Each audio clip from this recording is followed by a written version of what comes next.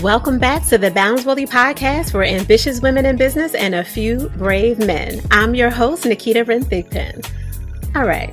Today, we are leaning into a solo narrative. Usually when I have an opportunity to sit with you guys, I'm having an amazing conversation with a potent human right across the lens, if you will, with me, because we're typically not in person. But something has been on my heart, my mind, my spirit. It's been coming up inside the Women's Self-Care Guild, which is our mentorship program for founders, consultants, and leaders.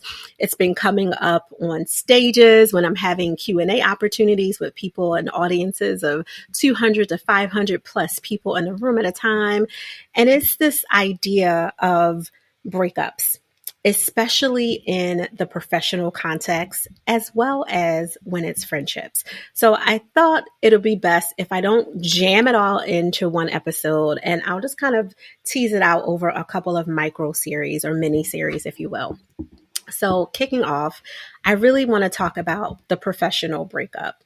And one of the things that came up in a recent podcast interview I was doing, where I was on the other side of the couch, sitting on someone else's couch, and they were interviewing me, was how do you deal with the fact that you've invited someone into, from a professional lens, into a project, you're working with them deeper than you necessarily thought you would. And maybe it's because you saw them speak somewhere and you were really charmed by their ability to captivate the boardroom, speak into the hearts of the members. They seem to have this influential energy to really get their statements across, get their projects, their pitches, whatever it is, and you were captivated by it. So instead of doing what you would have liked to do, maybe even you normally do, vet them a little bit more, look into some of their past projects, maybe even potentially put them through a 3, 5, or 7-step kind of application process, to work with you, you kind of jumped right in. This is the equivalent of jumping right into bed with someone. And for those of you who have been following the BBP, you know that I often talk about the importance of dancing. You want to dance. First of all, you have to decide if you even want to go to the dance floor with someone, right? But even when you do, like, okay, they look like, there'd be someone I would like to be curious about, getting to see their flow, their style, their rhythm. And I'm using that as an analogy. I mean it literally if you're actually dating, but use it as an analogy professionally. You'll dance with someone before you even decide to date them. And then in the dating, you're not necessarily saying, hey, we're dating, so now we're automatically going to be even more intimate and go straight to the bedroom in that specific analogy for dating, but also in the context of professionally. You're not just going to jump from, hey, I saw them do a pitch or a presentation in the boardroom, and then I want you to sign on for this major project, this baby that I've been working on, that I've been pouring my blood, sweat, and tears on. And maybe I do need some additional strategic support, some implementation support, other eyes and other versions of accountability to see where I can take this version or this chapter of the project next. Maybe you really do truly need that, but that doesn't mean because someone was influential and captivated you that they should automatically get intimate in your project or work with you in this other big way. There has to be some version of vetting, which is the dancing, right? Let's dance maybe a few times, and let's date. And what that could look like, it all depends from a professional specific point. It depends on whether or not you have other stakeholders that are involved that they also have to meet with after you've had a time to really do your due diligence on their work style, their flow. If you're someone who really loves having slides for everything, pitch decks are hugely important to you, but there's someone that's more fly by the seat of their pants and they really don't like to script out things and write, that's probably not going to be a good fit for you if that's not what you need to support you in completing the project, especially if the assets are important. Because what will happen is they will have the gift of gab to use everything, and then you will become the transcriber and you'll be doing all the things from the implementation side when you were really bringing them onto your project to support you so you didn't have to do as much work. And you got to be really careful when you just kind of jump into bed, so to speak, even the boardroom project level of the bed, because before you know it, now you're dealing with other levels of triggers that are coming up for you where you feel like you're being taken advantage of, someone is getting over. You may even feel betrayed and violated, depending on, what's coming up for you in the working with this person or these persons. So when you have something like that professionally come up, one of the things that I like to encourage everyone to do is first and foremost, be self-aware. Recognize for yourself why you chose this person. What's coming up for you? What mirror was their energy, their influential ability, their charming behavior, their personality, their demeanor, whatever it was that you felt kind of, professionally attracted to? What was it that was reflecting back in you that you didn't have something and that they needed to be the compliment that you were looking for? And again, this is not to be critical of yourself to the point where you're blaming or shaming or putting yourself down. It's just awareness. It's the first step in everything. The first step in therapy, the first step in any project is the first step you need to do. Let me be aware of why this person appears to be a good fit for whatever outcomes you're hoping to achieve by working together. Okay. So now that I've seen, Janet seems to be well spoken. She seems to be able to work the room and hold the audience. She always seems to have the right words to say, in this proverbial example. And maybe you consider yourself an introvert who doesn't really like doing all the people parts. When you're super, super heavily prepared and you've reviewed your slide decks and your PowerPoints 10 times, then you feel like you can get through, but you're barely getting through the presentation. You're seeing, all of the skill set that they have, and you're admiring their skill set, but also seeing that they have things that you don't. So you don't feel completely qualified to offer that part, even though no one can replace your brilliance, right? It's your project. You're the visionary. You're the one who will ultimately catalyze this forward, but you're aware that they have something that could help to elevate your project, perhaps to completion, or maybe the project is complete and you're really in a different stage. You're in a marketing stage. You're really trying to get it in front of more people and you feel like they have the gift of gab to get you there. These are positive things. It's also you being honest with yourself with what's missing. Now, this isn't the same as the imposter syndrome feeling of, hey, I'm not enough. I'm not ready. I don't have what it takes. That's not what I'm talking about. Now, you may have some of that going on, and that may be something that you have to realize, recognize, and deal with. But assuming that it's not the imposter syndrome, you're just honestly like, teamwork makes the dream work, right? There's other players that I need on the team to really help me carry this ball forward. The ball being the project, again, either to completion or maybe, elevating it to get it in front of the right people so that you can service, your clients, your consumers, the community in a deeper and better way, right? This is just simple awareness. So I just wanted to kind of clarify that. Now that you're aware of what they had that made you truly attracted to them in that way that you really wanted to, get to dating them as soon as possible, and you didn't realize it, you skipped the dance, you didn't truly date, you immediately went to a full bedroom conversation with them where you were like, listen, this is the project. My gut is telling me everything I need to know. Let's go. Another segue that I have to bring in. Your intuition is powerful and it's very meaningful. It's very supportive, and it truly does hold the answers that you need within you. I always say you got to trust your inner brilliance. That's partially your intuition, right? But you trust and verify. So let's make sure that you're grounded in the wisdom from all the lessons that you've learned across your life, while you're also listening to your inner brilliance and your intuition. Your intuition and inner brilliance might be saying to you, these are the type of attributes and characteristics that we need for this project to complete it.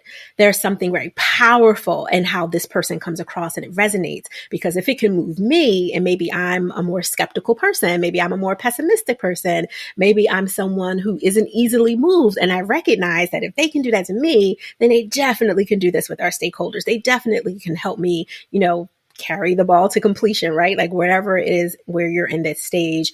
And maybe your vision is literally just a vision and you're trying to get it out of your head and conceptualize it to the point that it's now tangible and you just really feel like this person can do it. But your inner brilliance might just be pointing out that these are things that you need. It's not necessarily telling you that this is the person you need.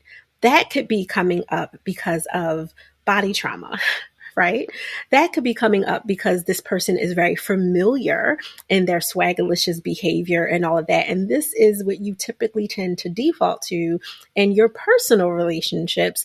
And it hasn't really served you well, but it's familiar. And often because of safety needs, security needs, and fear of rejection, because this is what we know, we're more likely to be able to see, oh, this is an easy close for me. I can close this deal. I can get this person to work with me, to be a part of the project, to be on my side, if you will. But it doesn't mean that this is the person. And it could be. But that's why systems and processes, vetting processes are really helpful to kind of help confirm that your inner brilliance isn't just looking at the attributes and the characteristics of the influential demeanor and personality, swag and style and flow that they have, but they also have the receipts to back it up. And they really will be the compatible partner that you need, that isn't complimenting you to the point that they match you completely, because that's not what you want. You want someone that can challenge you, that can help you see the blind spots that you can't see, especially with a work project. And some of those things might feel like friction because it is so different. That's okay. But you don't want someone that's going to make you feel like you're doing even more work. That's going to make you feel like now you're questioning questions that aren't helpful. That's creating more decision fatigue. That's putting you in an analysis paralysis loop. That's not what you want. And you definitely don't want to feel like you chose someone you're locked in now and you can't get out. So that was a little context and a little background. Let's assume that you didn't do the vetting process. You didn't dance and then date and then decide to move further in the intimacy of your professional relationship. You locked in, you jumped in, you threw caution to the wind, and here you are. Okay. Second step, after being aware of what it was that they offered and they provided and gave to you, is being really honest with yourself. Like, what's coming up for you? Are you shaming yourself? Are you guilting yourself? Are you angry with yourself? Because if any of those emotions and so many others that could be coming up for you are happening, it's all normal. So it's all fine. And normal isn't necessary. You don't have to sit in the mire of that yuckiness, of those yucky feelings. You do have to recognize what it is. I was aware of why I was attracted, and now I'm aware of what's going on with me.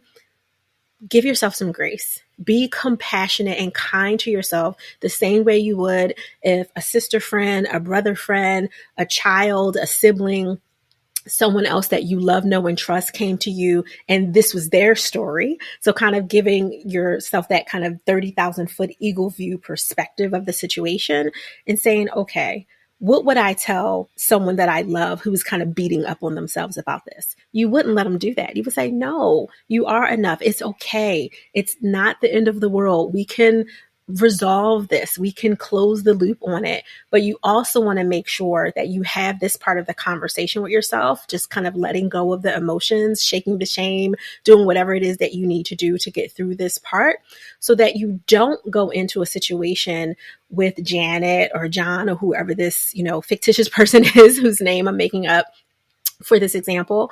You don't want to go in and vomit on them things that don't belong to them, things from past relationships, personal or professional. You don't want to be that human because that's not empathic leadership, right? You don't want to be that person that's now showing up because you couldn't get a handle of your own emotions, because you felt betrayed or violated, that you got duped into this, something that you have to take accountability for because you chose this person. They didn't come to you. And even if they did, you didn't have to agree to have them work with you on this project, right? Assuming that this wasn't like, a hierarchical issue where someone was assigned to you to work with. That's a completely different type of breakup story, because then you have to deal with organizational challenges and change. And that's all possible too, but that's not what I'm talking about. This is someone where you independently kind of called into yourself. But with that, you don't want to project on them. That's not fair. They were a human being in their humanity, and we want to respect that. So in looking at this human being in their humanity, we want to then have a conversation with them, a very simple, short one, just like you would with any other meeting. Hey, Janet, let's set up a strategic session so we can talk about next steps with this project.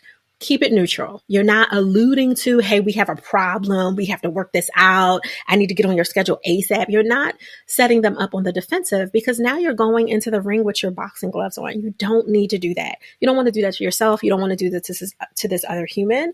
It's not fair for either of you, quite honestly. So let's not do that. Let's have a strategic session, strategic conversation, whatever language you need to use that's meaningful to both of you, that's neutral. Set that up 1 or 2 weeks out, whatever it is. You don't need to go into analysis paralysis over it. It's not going to be a long thing. It's probably going to be roughly a 20-minute or less conversation, because you do want to be considerate. You also want to be concise. And you want to cut, right? So let's get to it. But in order to be considerate, the conciseness will be the time that you spend. But to be considerate, you want to lean in from a strength-based perspective. And when you now have this meeting, you're scheduled, you have the meeting, it's 12 o'clock on the day of. Well, now you can say, you know what, Janet? I just want to say that when I first saw you, met you, heard you, speak at, did whatever, wherever it was that you came into contact with this human and you made up your mind in that moment that this was the person, give them those 2 or 3 things, those attributes, those characteristics that really stood out for you. And be honest, be authentic. These were literally things that attracted me to you. I appreciated your influential ability. You're so well-spoken. The way you were able to maneuver through the room with such grace, whatever that is, just 2 or 3 things. You don't got to give 25 things, 2 or 3 things. Because again, we want to be concise. I really appreciate that. And in the time that we've worked together, or in the time that I've had to really think about what's best for my working style, I realized that we're not a good fit.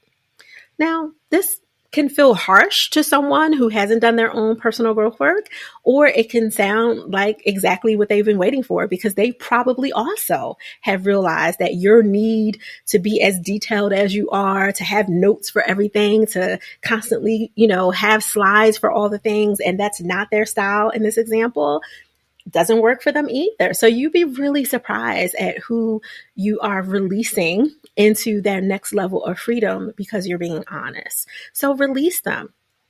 Considerate, concise, and cut. You said your 3 things. You were honest, concise about that this doesn't work for me. Give them some space. If they want to now say, I think we can work together. Just tell me what you need. I can do this, that, and the third. But you've already made up your mind. So be very clear. Is this a conversation where you want them to have an opportunity to say how they can do things differently? If that was not your case, if this is a true breakup conversation, be honest with yourself. There's no wiggle room. It doesn't matter what kind of charm they pull in. It doesn't matter what kind of come to Jesus moments that they've had where they understand that they can do things differently, right? Considerate, concise, and cut. I appreciate that, Janet. I hear you, and I really do respect the fact that you're willing to work through some things and match my style and do things differently. But I have truly given this considerable thought, and it is best for our working relationship that we do not continue to partner. Now, logistically, if they've given some IP that you have enveloped into your project, you have to be willing to handle that contractually, or even commit to releasing those things, those changes out of the way, depending on how far down the road you are in that project. I'm not a lawyer, so make sure you, dot I's, check T's when it comes to all of that. You don't want any backlash that way. But let's just assume for the cleanness of this example that it hasn't even gotten that far. You've only had very high level think tank conversations. Nothing has really implemented or been infused into the project, whether it's the marketing phase or the completion phase. And so with that said, it's a clean break release. Just be very considerate, concise, and then the cut. And then the cutting, the actual closing of the loop, is thank you so much for your time. I really appreciate everything that you've provided. just in your energy alone. And that's one of the favorites, right? Just if that really was what attracted you, just in your energy alone. Now, you cannot control that this person might have hurt feelings. You can't control that they may not handle it well, that they feel rejected. You can't control that. What you can control is your demeanor and how you set up the ball. You setting up the ball from a strength-based perspective is really important. So make sure that you set up the ball by not coming in with your ego and not coming in, aggressive, because that's the only way that you've ever known to have clean-cut breakup conversations, is being so aggressive that the person just no longer wants to deal with you. Personally, you shouldn't do it that way either, but especially in a professional breakup. So those are, my Nikita-isms for the day. I hope that is supportive for each of you listening to this. If you ever have or are in the midst of breaking up with someone professionally, there's so many other contexts and nuances to this that we could definitely go over. And we talk about this stuff all the time in the Women's Self-Care Guild. And just as a little slight note, we had a couple of men reach out and say like, hey, do you have a guild for men? We don't have a formal guild for men, but what I will tell you is if you have at least 4 to 8 other men that are in your ecosystem, in your network, that also really want to have some self-care for success strategies, I'm happy to do like a 4-month kind of tight guild for you where the mentorship sessions are there. So we can talk about how to amplify your intimacy from the bedroom to the boardroom, because yours matters too. So I just wanted to give you that. In the interim, I want you to do what I ask you to do every single episode. 1, think of someone that you know in your ecosystem who could benefit from this episode, and please do share it with them. 2, I want you to just, be you. Go. Enjoy the balance of your day, but do it boldly.